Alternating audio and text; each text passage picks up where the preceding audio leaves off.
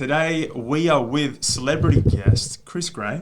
Hey there, how you doing? Mate, thanks for coming in today. My pleasure. I've been watching you for a long, long time, and I met you way back when I worked at Third Eye. I got to see you speak. I watched you at the Excellence Awards, and you've been a massive property advocate and actually a source of inspiration for mine, to be honest. Oh, good. I really I'm glad to see someone listens once in a while. Someone does. Apart from my mum. Yeah, I use that joke. But look, it's great to have you on the show because you have run a very successful business for a long time, and people have probably seen your car out and about there. Your property. Well, it's cars now. I've got a mixture of weird ones. Yeah. Well, it's got worse than the last one. Okay. Yeah. Then the limousine that you're running through the desert. Yeah. So I've got the limousine and then 1912 Model T. That's my favourite at the moment. Nice. So crank start, slow and steady wins the race down the side of it. I hear. You almost die every time you go out in it. It's a lethal liability. But it's amazing fun, not fast. It hasn't got the roof, it's all open. Yeah, so it's like Chitty Chitty Bang Bang, and I managed to get the Chitty number plate from, if anyone's from the UK and remembers the movie when you're a kid. Yeah. But it's a liability. It takes about half a K to stop, and in the wet it's even worse. So if you ever see me in the streets, don't walk in front of me. Yeah, I hear you. Yeah. Just provide a little bit of space. Yeah. Well, Chris, I wanted to talk to you because you are been running in the buyer's advocacy space for a long time. So you're a specialist in, from what I understood, blue chip markets. And I wanted to talk a little bit about that today, as well as a number of other topics, because you've been doing this a while. Sure. I know that you've shaved the hair off, so we can't see a couple of the greys. Yeah. It's all gone. Yeah. But can you have a chat about this blue chip property? What is it? And why is it a good investment strategy? Sure. So my investment strategy is nice and easy. It's straightforward. My whole idea is go and buy property and then sit on the beach for a year. See if it's grown. If it hasn't, then go back to the beach, wait another year, and then take another look at it. So mine's kind of armchair investing, even though I've learned a lot of stuff. So I've done something like 400 TV shows, like 400 interviews with RP Datas, CoreLogic, Residex, all those kind of people. So very intelligent people, but I've always come back to the same thing from when I was 22. And that was, if you buy good property in good areas, you get good tenants that have got good jobs. They will always pay the rent and look after the property because they don't want their boss to find out that they've trashed the property because they don't want to risk their job. And that set me in good standing for the last 26 years. So even though I've learned a whole stack of stuff in the last couple of decades, I've still come back to the best things. And so typically in those areas, in GFCs, and we've been through a couple like in the UK and Australia, people aren't forced to sell. Because generally in a downturn, the interest rates go down. So if anything, they can afford it more. They're owned by 20, 30, 40-year-olds. They've still got good jobs in good areas. They've got wealthy parents. They can still afford it. So no properties go on the market. If there's no supply and there's still demand, property prices are stable or they go up. And that's one of the biggest things I learned from John Edwards, the head of Residex. And he spent probably 40, 50 years studying capital growth. And he said all these drivers in the economy about wage price inflation not keeping up with house price inflation, there's reasonable reasons around those, but the bottom line is supply and demand. So I say Bondi Beach, there's no more two-bedroom units. Stacks of people want to live there. They can still afford it, and so prices carry on rising. Okay, so can you just elaborate a little further on that? Because traditionally, blue chip in my mind, Bondi Beach, eastern suburbs, fringe city. Are there more blue chip suburbs coming onto the radar, or do you only stick to Bondi, even though the prices have gotten to a point where, because when you started investing, it felt like it was achievable to get to Bondi. Now it's a bit more like, oh. It was still expensive though. So I came from the UK and in 97 and I bought in 99 and my budget was 300 or 400 grand and I thought I'd buy a 3-bedroom house. And it was like, no, it's then a 2-bedroom house, then it's 4-bedroom unit, then 3-bedroom, then a 2-bedroom. Because property prices in Australia are similar to the UK. Yeah. So I bought a 2-bedroom unit in the southern end of Coogee overlooking the beach.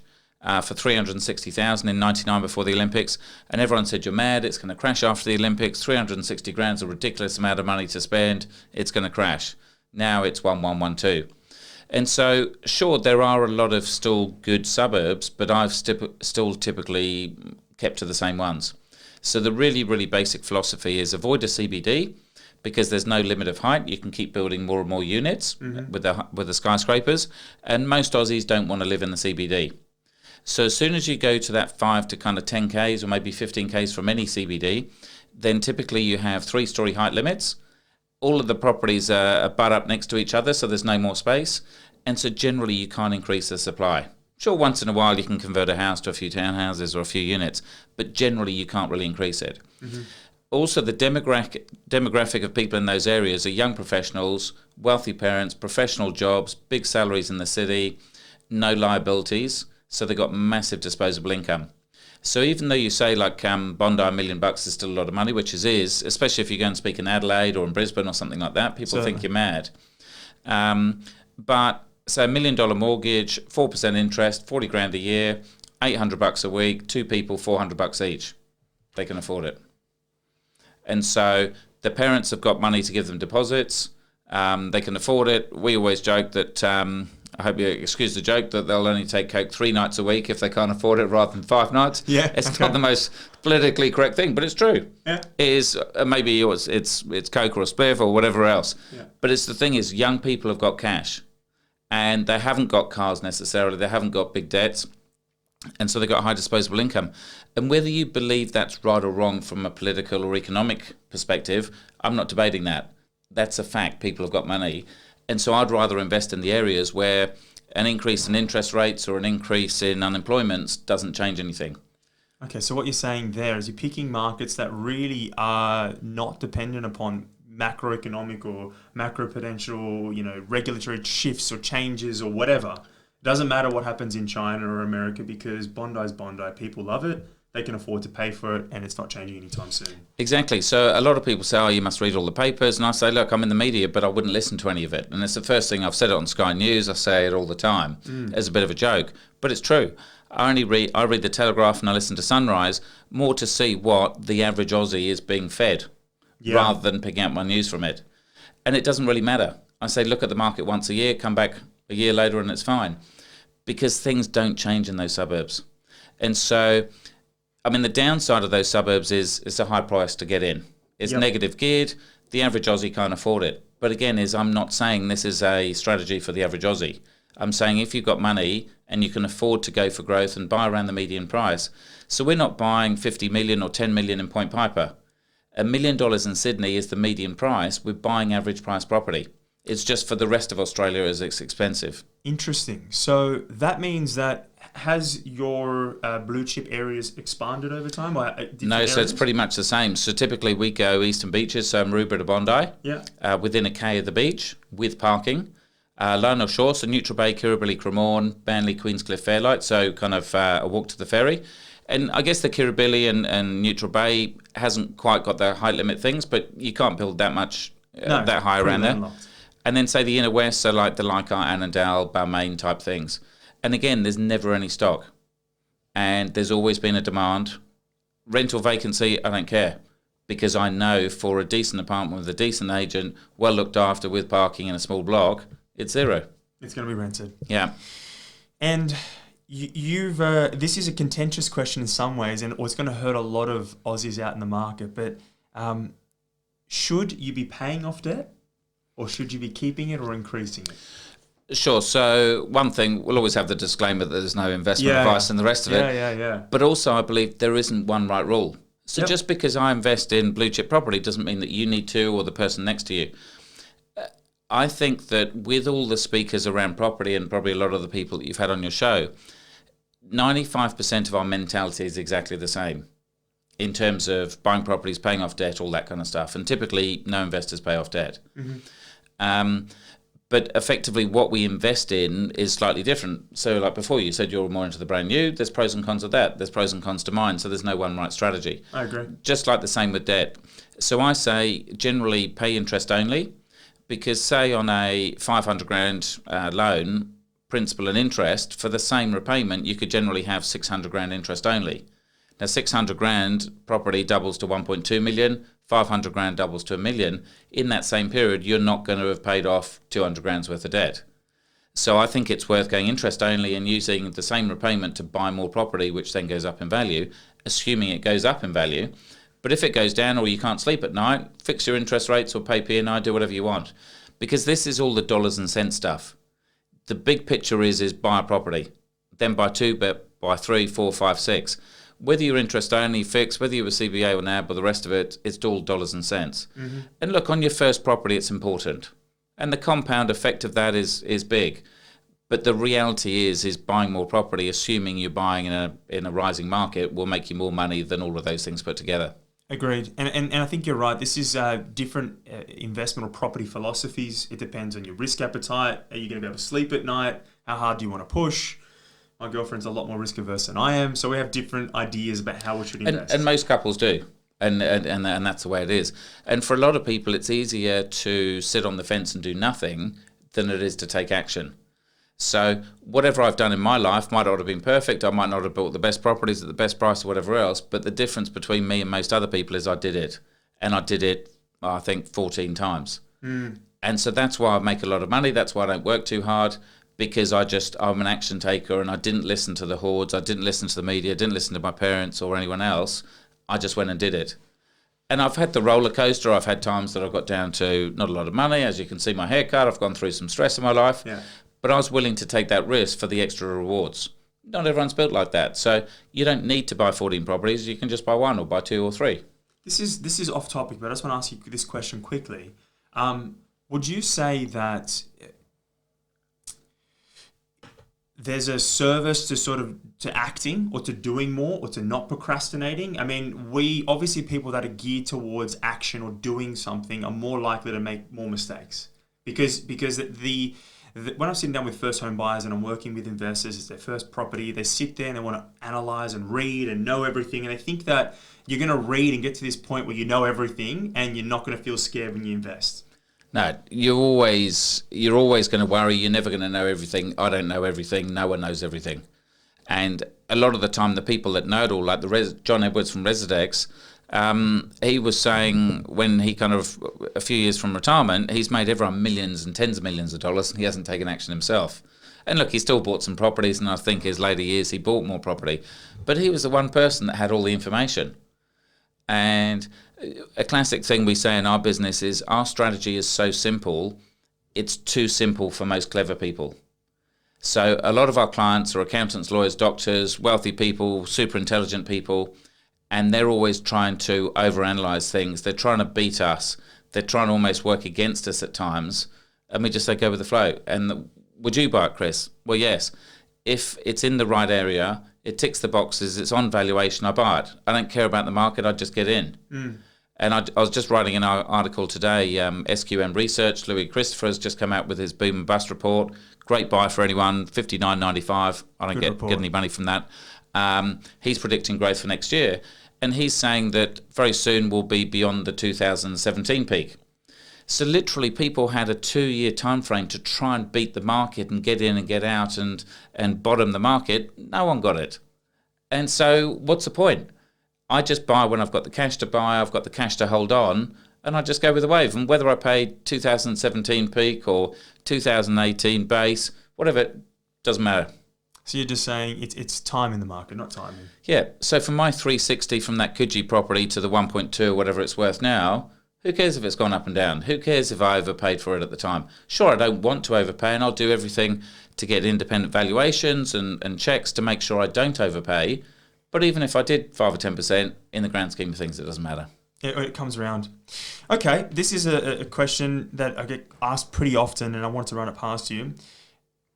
And in fact, I've got a client later on this afternoon that's appropriate for. But why is renting your own home better than buying your own home? And I know that you did this right. I don't know if you still do. Yep. But there's a bit of an emotional attachment that people have to get away from. Yeah. Living in that house. So I'm an accountant, so I've got no emotion, and this is why I've got an advantage over most people. Yeah. And again, I was doing another podcast today and talking about emotion. I said, look, I've got none of it. So I cut that cord. I'm learning it within my marriage, but for investing, you don't want any. Yeah. So the main reason of why renting or rent vesting is better than buying is, I think of it like Monopoly. So I buy lots of those little green houses. Those green houses are Coogee, Bondi, $1 million apartments. People land on them, they're affordable, so the rents are fairly high. So the rents in Sydney at the moment, 3 or 4%. If you then go and rent a $5 or $10 million home, how many people can afford it? Not many. And so what happens to the price? It goes down because there's not much demand. And then of the people that can afford that $5 or $10 million apartment, how many people want to rent? Not many, because they think poor people rent. It's a social thing, a social stigma. And so the price comes down even further. And so what I worked out at probably around my 30s or late 20s was whatever I could afford to buy, I could rent somewhere 3 times more expensive and still be better off. So I typically live in a $5 or $10 million home. My rent return that I pay is about 1%. Yeah. I'm then getting 3 or 4% in. My strata fees are a lot less because I'm in small buildings and I could be in very expensive towns and stuff like that. All of my debt is tax deductible, whereas none of it would be on a family home. And then the counter argument to this is, it's not capital gains free. But if I never sell my investments, I never pay capital gains tax. I get all the profit out of my properties by refinancing, so I can use that equity without selling. My mum, for instance, been in her home for the last 44 years. She's never had the benefit of capital gains, and she won't until she dies. I'd rather have the the tax deductibility for the next 40 years. And then people say, it's a hassle moving, you might get kicked out. We've been in the same place for 7 or 8 years. We used to move once a year before. And if you want it to work, it can work. So if we get kicked out, we go off on holiday. The removalists, they come in, they pack it, they move it, they unpack it. They're going to do it better than I can because they do it for a living. Yep. The cleaner comes in, they make the bed, put the teddies in there and all the rest of it. And every time we move to a better place, so it's always a positive feeling. So you get a free holiday, a better house. What's the downside? So it's mind over matter with these kind of things. I might play this video later tonight. To your partner, yeah. But that's the thing is, I think I was going to rent my partner out at 10 grand a time just to persuade the other partners. And I think most people would say for 10 grand, it's probably still worth it. Yeah, that's exactly right. You're left with this additional cash. You can afford to buy or rent somewhere much nicer than you'd expect. So we had one with, we had a New Year's Eve party, we're in Double Bay. We actually did a story for 60 Minutes, which you can always Google and you can see the property. We had people jumping out of my bedroom window into the pool below, and then they're jumping from the pool into the harbour, and we had a surf rescue boat just tied up outside the house so people could then go and kind of cruise around on the harbour in the surf rescue boat. And my father-in-law at the time was saying, look, when are you going to buy my daughter a house? And I said, well, for the same price we're paying this was a $6.7 million place in Sydney Harbour on a Redleaf Pool.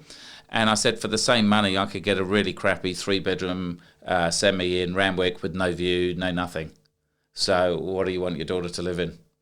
Yeah, that's exactly right. And it's just that mentality. We were paying $2.5 grand a week, which most people say is a ridiculous amount of money.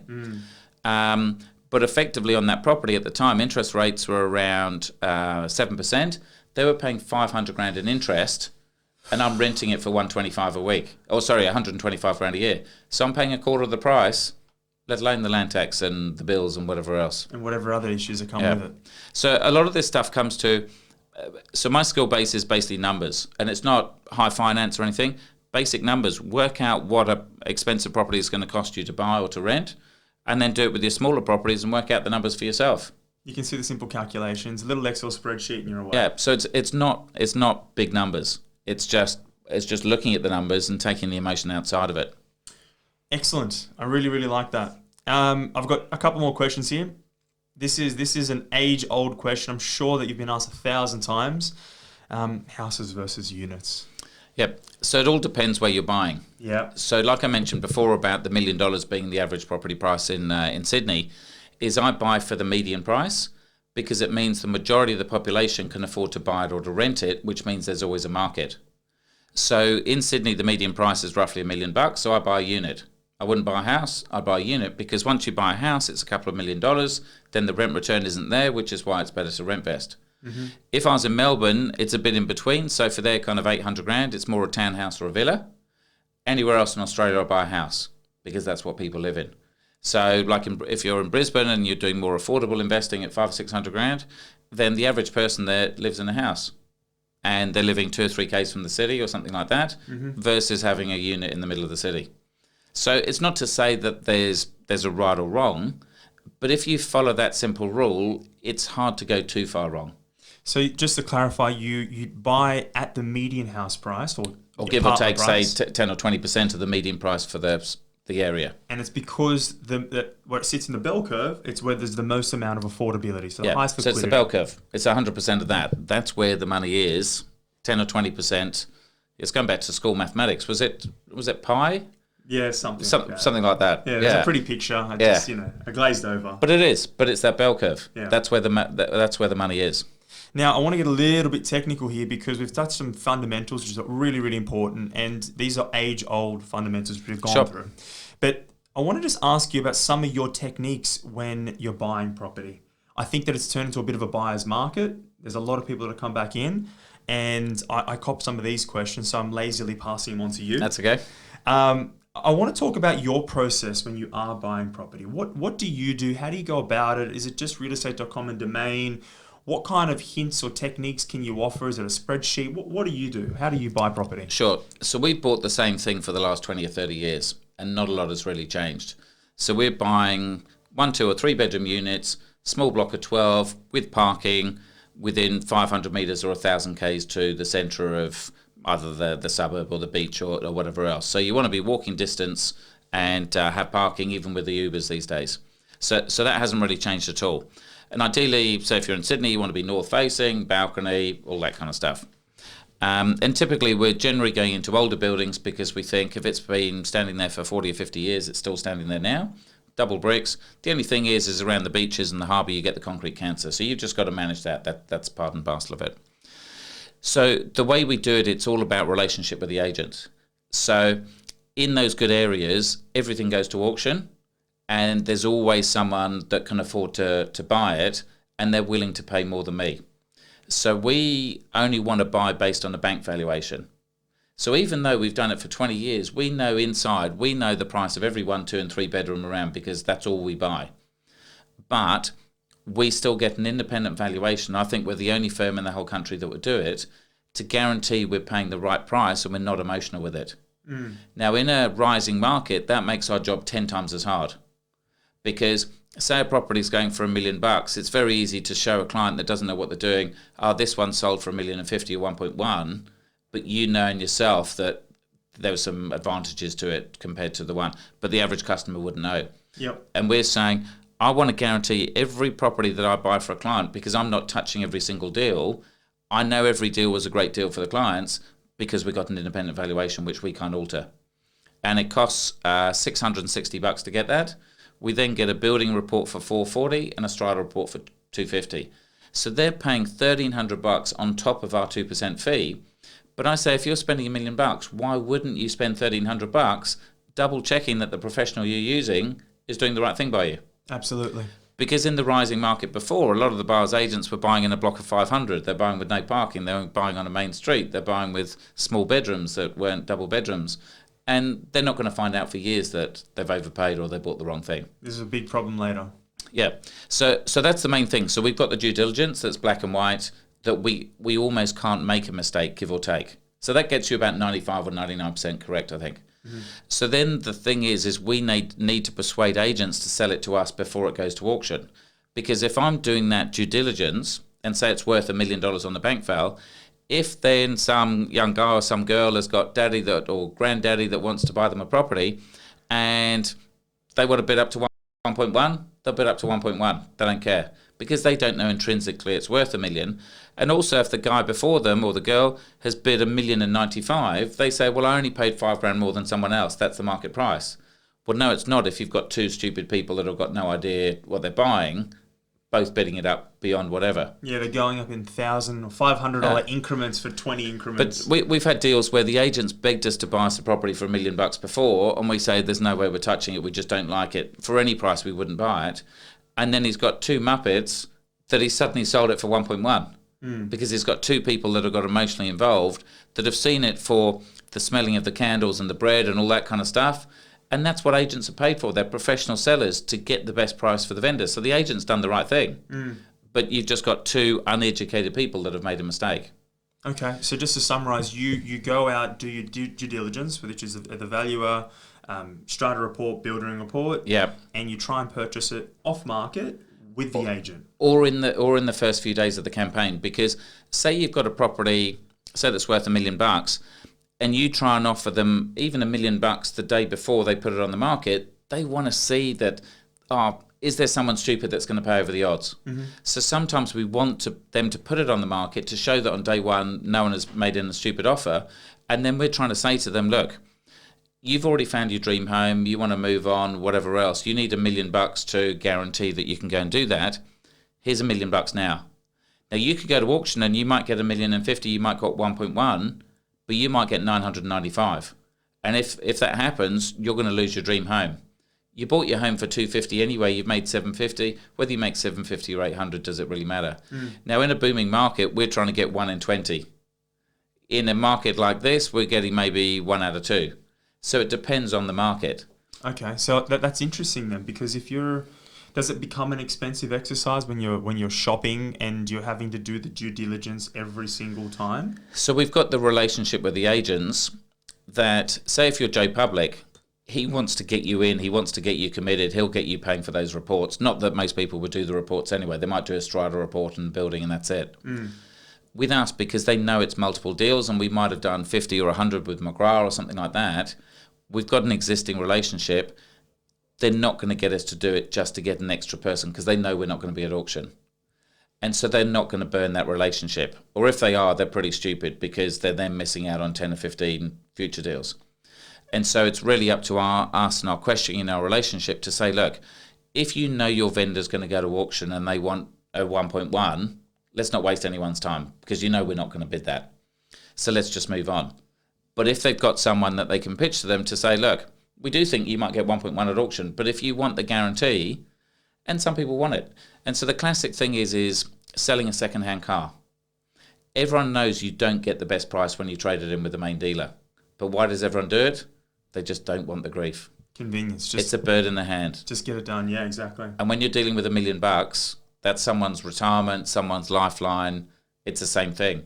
And we're not trying to steal from them. We're happy paying fair price. I've got no issues with paying fair price for a good property, but not paying a premium. And so we say, here's $1 million, done and dusted.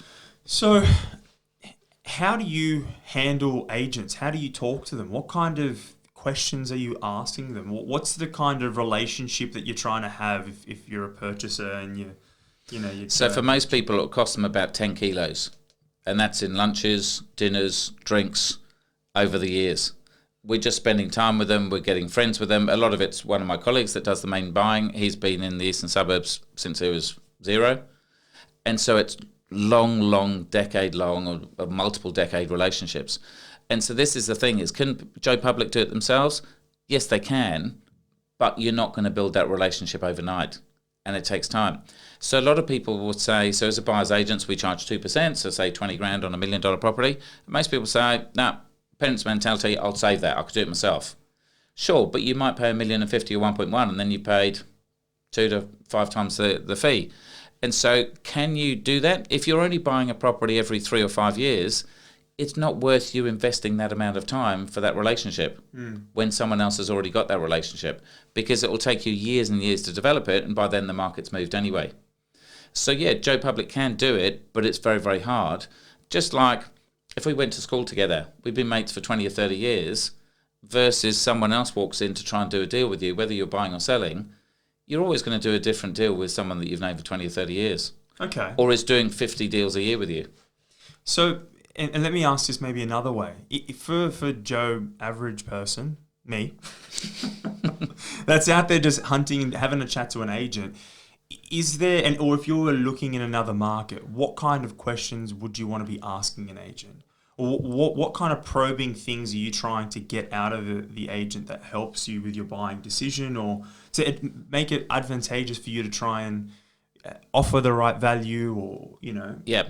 So one of the biggest things is, first of all, you need to know what the property is worth. So there's no point having the best relationship if you don't know what the property's worth. Even a good agent, even if he's a mate, could take you for a ride anyway. And I'm not trying to say bad of the agents, but it's like second-hand car salespeople as well. Their job is to sell it for the highest price. And if you've got no idea, they'll go and do it. So you need to know the property price. it's really then asking, I mean, I guess when we do it now, because we've got the relationship, we just have a quiet word away from the open home to say, look, mate, what's the bottom deal? You're quoting $1 million. If I came to you with $1 million now, would you take it? And I said, no, of course not. You know how the game is played. And so we're saying, well, the chances are it's 10 or 20% beyond that in a top market. So if I came to you with 1.1 today, would you do the deal? Okay, well, where are the vendors? When are they going to physically sign? And you keep drilling them, almost asking them the same question. And so if they say, yeah, 1.1, we'll take it. Well, okay, if I come to your office at 9 o'clock tomorrow morning for 1.1, at what time will you get the vendors to sign? Where are they physically? Where do you have to go? Will they come to you? Will they be at the office at the same time? So you really want to question it. And normally when you question it a few times, they'll say, oh, well, look, saying that, I haven't actually had the conversation with them, and look, I'm not too sure, or actually they're overseas. Well, how can you tell me that they'll take 1.1 if they're overseas and they can't sign for another week? Because you're just going to shop it around and take it to other people. So it's just drilling and asking the same question in lots of different ways to see if you get the same answer, to see if there's a hole in their thing.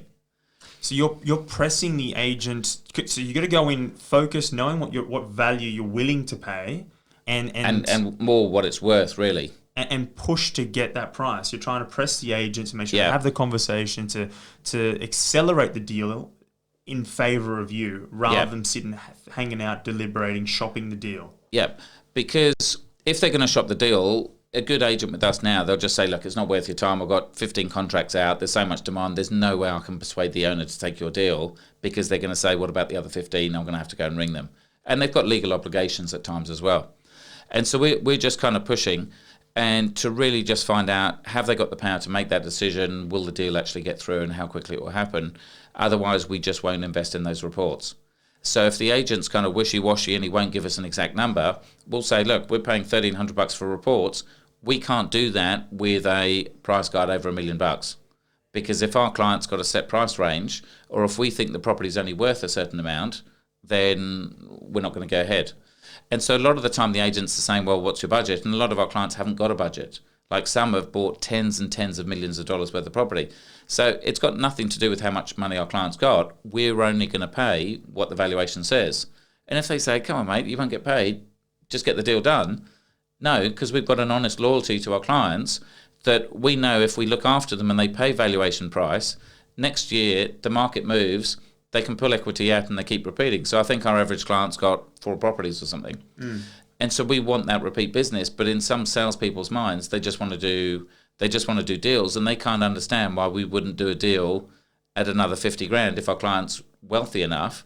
And we're saying, well, no, if the property's not worth it, we're not going to pay for it. I'm not doing my job right. It's unethical, and I want to sleep.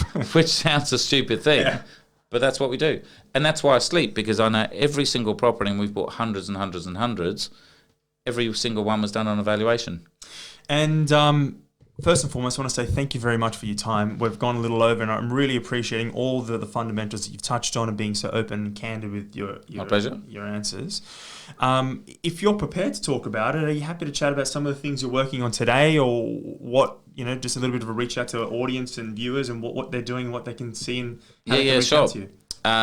So look, I guess a really good one for education, which is free, is I wrote a book in 2008 called The Effortless Empire. And the whole idea is how to build a property portfolio and sit on the beach and take it easy and not have to work for a living. Yep. And literally we look at it every couple of years, because we produce like 5,000 or 10,000 a year. And we haven't changed a word in, 11 years. The only thing we changed is when I wrote it in 2008, the average property price was 500 grand. Rewrote it in 2015, 7 years later, and it was $1 million. So that's the only thing we changed. Self-fulfilling prophecy. Yeah. So they can download that for free at yourempire.com.au, either in PDF or in soft copies, and listen to it, or just buy it for price for stamp. We'll send you one. But a lot of what I'm doing, so 95% of my strategy hasn't changed over the years. It's exactly the same. It's just buy and hold, try and refinance every year or every 2 years, pull the equity out and keep repeating. And that's all I do. I mentioned just before the interview, we're doing some other things now. So we're doing a few courses to teach people. So not everyone can afford the buyer's agents thing. So we're doing some courses to teach people how to do it. But also the latest thing we've done is actually set up a syndicate. So I still learn myself. I go out learning, and I was learning from a developer a couple of years ago. And so we actually raised some money within our client base to then go and invest in property options. And this is a different league of money. No, So it's different. we're buying like $1 million properties. We might buy a block for 10 or 15 million. But what we're doing now is effectively, a lot of the time you can control these properties for a fraction of the price, get the DA or the development application, get the upswing in the property value without paying $1 of the actual property price and without $1 of debt. So we're going to some properties that there might be a block of 50 units. We know we can turn it into 500 units. Mm-hmm. And 500 units at, say, 800 grand each, that's $400 million worth of property. Mm-hmm. And we can maybe secure that with an option fee of $5 grand a unit, so 250 grand. We might then spend $1 million or $1.5 million on the DA. So sure, we're still investing like $1.5, $2 million, but this is across multiple people, so the actual investment each isn't that much.